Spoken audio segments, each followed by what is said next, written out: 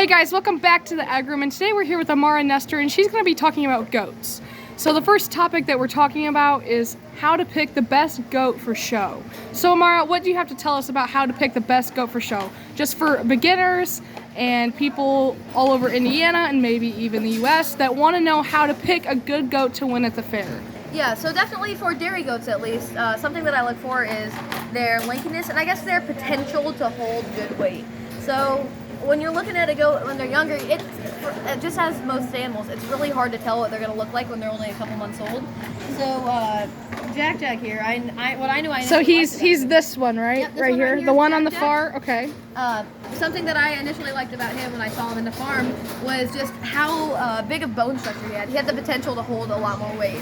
Whereas we have these two goats over here, and this one you can just tell right over there, his name's Triangle, that he's just a lot smaller. So He's a lot smaller. He doesn't hold as much weight. Yeah, he doesn't have the bone structure, I guess. The potential. So that's not something you can fix by feeding them more, right? Not necessarily.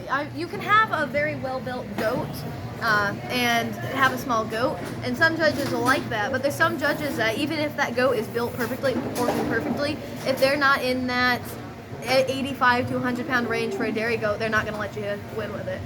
Okay, that is good information. So you can't just keep feeding your animal more. Yeah, for dairy goats, I'll be honest, we keep them on full feed as much as we can. Feed? So definitely feeding them as much as you can is what you should do.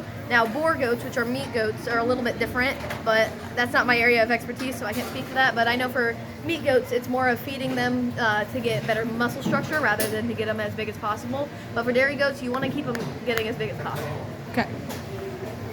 So do you have anything you want to say to members in DeKalb County, maybe 4-H members in Indiana, about like their goats or just any expertise, like maybe keep trying or any motivational advice? I would say to anybody that's considering doing goats, definitely do goats. Goats are probably one of the best entry projects you can have. Now, I might be biased a little bit because I've done them for like 8 years now, but I love goats. They're my favorite species here at the fair, and they're a great entry-level project. I mean, most of them are between $100 to $200. They're very well priced, and I won't say they're low maintenance, but they're definitely a lot lower maintenance than some other animals here at the fair. So very good entry-level project, and you can have a lot of fun with it. And can you do showmanship? You can do showmanship, yeah.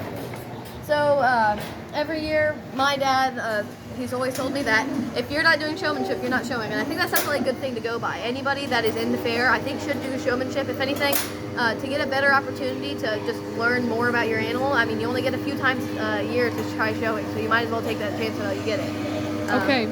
So, yeah. Thank you so much, Amarra. Would you like to say bye to everybody watching? Yeah.